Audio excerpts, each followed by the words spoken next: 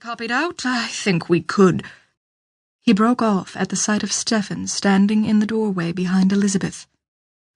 Yes, just look who's with me. Elisabeth's attempt to inject some gaiety into her voice was only moderately successful.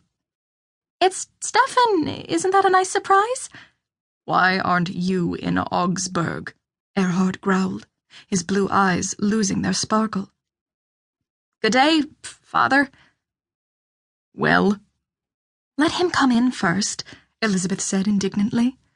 It's been years since we last saw him. What have you done? Erhard demanded, scowling. Stephen shook his head. The entire family seemed to consider him a monumental failure. It was like a dagger in his chest, and what irked him still more was that they were right.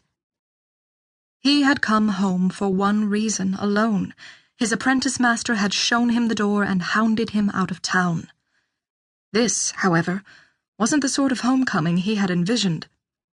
Answer me, Erhard said, rising to his feet. Elisabeth couldn't help but notice that Stephen now towered over their father. My apprenticeship is at an end, Stephen replied curtly. Erhard's puce face turned pale. Tell me you're only joking, my son. And be quick about it, or I don't know what I may do. Please, Father, Elisabeth said, hurrying to Erhard's side. He's your only son. He has the right to be heard. The right?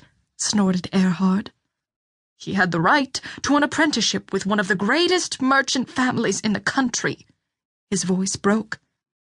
And I spent a large portion of our savings on it, as you know. He strode swiftly over to Stephen and halted before him, gesticulating wildly. You're going to tell me, now, at once, why your apprenticeship has come to an end, he yelled. It can hardly be because of your outstanding achievements. Stephen looked at the floor. The Welsers accused me of theft.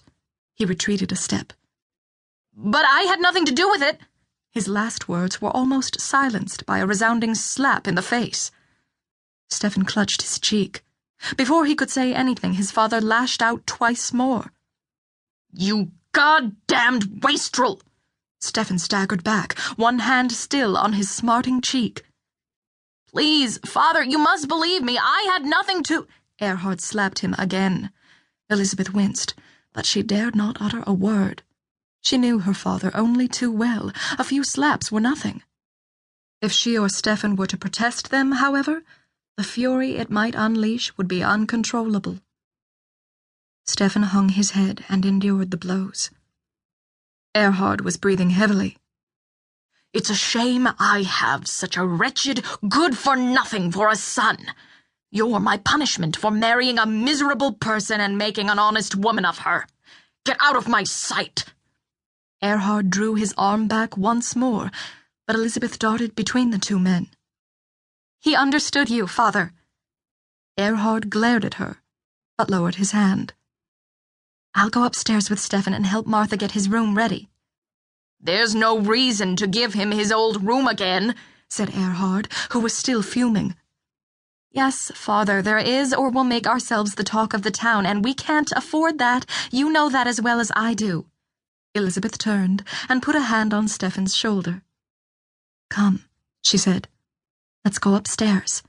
She propelled him out the door ahead of her and out of their father's range. Nothing here has changed, said Stephen, dumping his bundle on the bed. Elisabeth was about to reply, but didn't bother. What could she have told him anyway? That things had improved a great deal since he'd left? That their father had taken things far more calmly and become almost gentle in his treatment of her and the household staff? No, she was loath to hurt Stephen's feelings, but it did concern her that his homecoming had provoked such a sudden resurgence of the tantrums that had so often led to frightful, unbridled scenes in their home. Are you hungry? I can ask Martha to prepare you something. My stomach has been rumbling since yesterday, Stephen confessed. Good, I'll go and tell her. I'll come with you. Won't you first go and say hello to Mother? She'll be so pleased you're home. There'll be time for that after I've eaten.